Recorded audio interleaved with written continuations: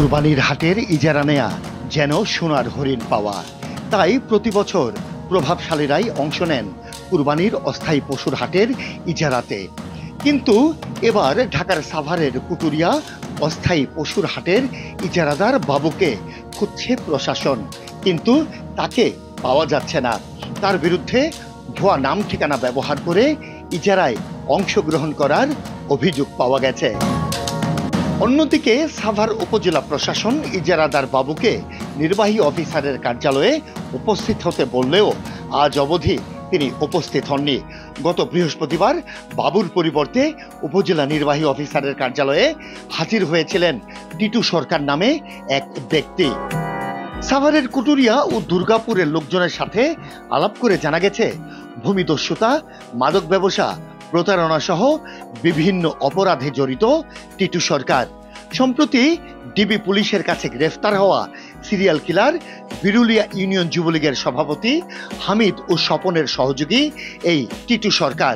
তার বিরুদ্ধে বিভিন্ন থানায় একাধিক মামলা রয়েছে। কুটুরিয়া অস্থায়ী পশুর হাটের জালিয়াতির সাথে সরাসরি টিটু সরকার জড়িত। তিনি ভুয়া নাম ও মোবাইল নম্বর ব্যবহার করে জালিয়াতির মাধ্যমে ইজারা নেয়ার চেষ্টা করেছিলেন।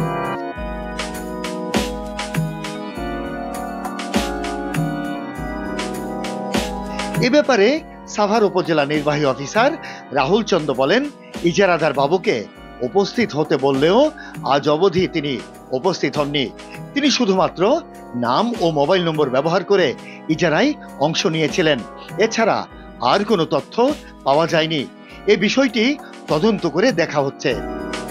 এ ব্যাপারে সাভারের দুর্গাপুরের হারেদ সরকারের ছেলে টিটু সরকারের সাথে মোবাইল ফোনে একাধিকবার যোগাযোগ করলেও তিনি কোনো সাড়া দেননি। আসলে আমাদের পবিত্র ঈদুল আজহা উপলক্ষে অস্থায়ী কোরবানির পশুর হাট ইজারা দেওয়া হয়েছে সাভার থেকে। এটি অনুমোদনটা মূলত জেলা প্রশাসক স্যার দিয়ে থাকেন। জেলা প্রশাসক স্যার এবার 13টি হাটের অনুমোদন দিয়েছেন। এগুলো আমরা উন্মুক্ত ইজারা বিজ্ঞপ্তির মাধ্যমে এবার ইজারা দিয়েছি। আর সরকারের নির্দেশনা মেনে এবার কোন স্কুল কলেজের মাঠে অথবা হাইওয়ের পাশে অথবা জনসাধারণের চলাচলে অসুবিধা হয় এরকম কোনো জায়গায় আমরা না দেওয়ার চেষ্টা করেছি যতটা সম্ভব।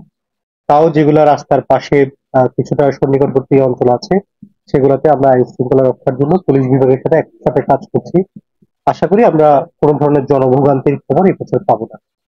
ভিক্টোরিয়া হাটের ক্ষেত্রে যে সমস্যাটা হয়েছে, যিনি ইজারা দরদাতা তিনি টেন্ডার ড্রপ করে গিয়েছেন, কিন্তু তিনি আমাদেরকে তো আসলে যে হাট পরিচালনা করবেন এর ফলে যেন কোনো আইন শৃঙ্খলা পরিস্থিতির অবনতি না হয় বা এই সংক্রান্ত বিষয় নিয়ে কোনো ধরনের যেন গন্ডগোল না হয় সেই বিষয়টা আমাদেরকে খেয়াল রাখতে হবে। উনি এখনো আমাদের সম্মুখে উপস্থিত হন নাই। আমি ওনাকে বলেছি যে আমাদের এখানে আসলে নিরাপত্তা সংক্রান্ত কোনো অসুবিধা নাই, আপনি আসবেন,